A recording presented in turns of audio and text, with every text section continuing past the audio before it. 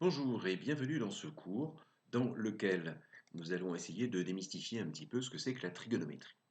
Alors la trigonométrie, c'est tout simple. La seule chose qui est compliquée dans la trigonométrie, c'est ce mot qui a 5 syllabes. Je vais t'expliquer comment ça se passe. Considérons cette figure. Ici, nous avons 3 points alignés O, A et C et également 3 points alignés O, B et D. Et visuellement, tu as déjà repéré qu'il s'agit d'une configuration de Thalès. En effet, nous disons que OAB et OCD sont deux triangles qui sont rectangles respectivement en A et en C. Et bien sûr, ces deux triangles ont un angle aigu en commun au sommet O.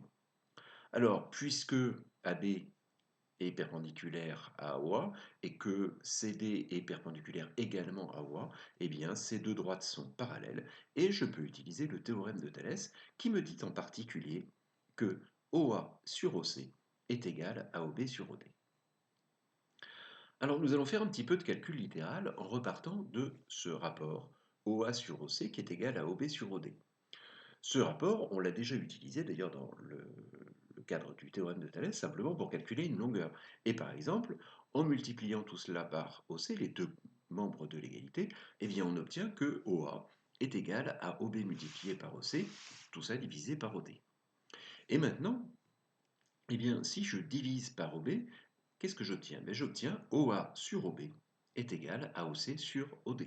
C'est vrai également, et tout cela, ça découle simplement du théorème de Thalès. Alors regardons un petit peu ce qui se passe. OA sur OB est égal à OC sur OD.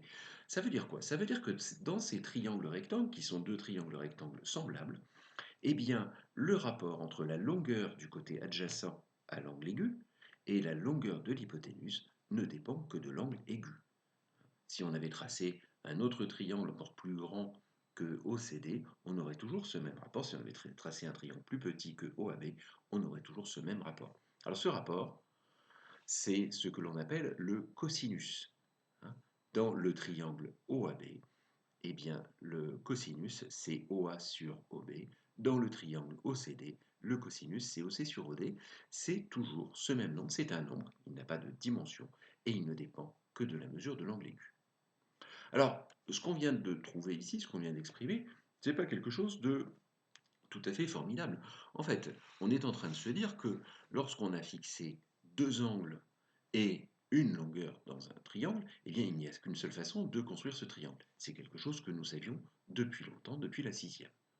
En effet, si par exemple ici on a fixé cet angle et qu'on dit que dans ce triangle il y a une longueur sur le côté qui part vers le haut, qui est fixée, et qu'il doit y avoir un angle droit sur le côté que tu vois ici sur cette image à l'horizontale, il n'y a pas 36 façons d'y parvenir. Avec le compas, on va tracer cette longueur et ça va nous donner le point D. Et puis ensuite, eh bien, nous savons qu'il n'y a qu'une seule perpendiculaire passant par D à cette droite horizontale, et donc c'est comme ça qu'on trouvera le point C. Alors, regardons maintenant un petit peu les définitions de la trigonométrie. Il y en a trois à connaître par cœur et nous allons voir ensuite un petit moyen mnémotechnique. Dans un triangle ABC rectangle en B, le cosinus de l'angle BOA, c'est OA sur OB, c'est-à-dire le rapport entre la longueur du côté adjacent et la longueur de l'hypoténuse. Le cosinus, attention, il n'existe que dans un triangle rectangle. Nous avons un autre rapport que nous connaissons, c'est le sinus. Dans le triangle BOA rectangle en A, le sinus de l'angle BOA, c'est AB sur OB, c'est-à-dire que c'est le rapport entre le côté opposé à cet angle alpha et l'hypoténuse du triangle. Et là aussi, attention, on ne peut pas parler de sinus que dans un triangle rectangle. Enfin, dernière définition, toujours dans ce triangle BOA rectangle en A, la tangente de l'angle alpha BOA, eh bien c'est le rapport entre AB, la longueur du côté adjacent, du côté opposé, pardon, et OA, la longueur du côté adjacent. Et bien évidemment, eh bien cette tangente, elle n'existe que dans un triangle rectangle.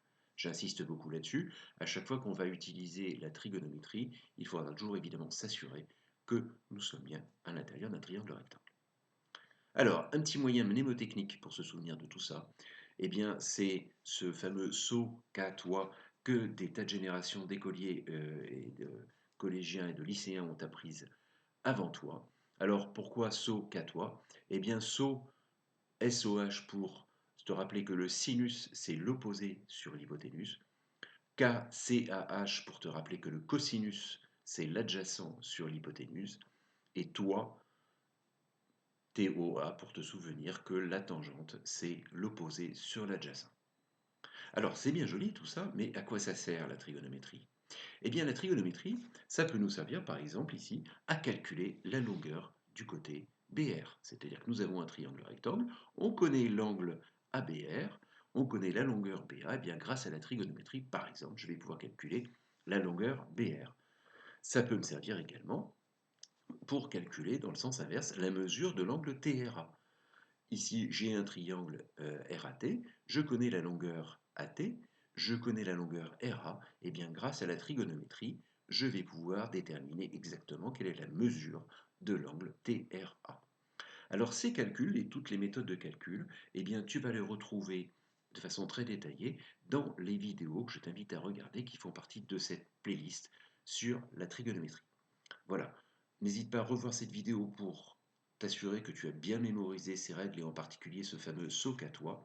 Et puis ensuite, entraîne-toi à pratiquer le calcul trigonométrique avec les autres vidéos. Merci de ton attention et à bientôt.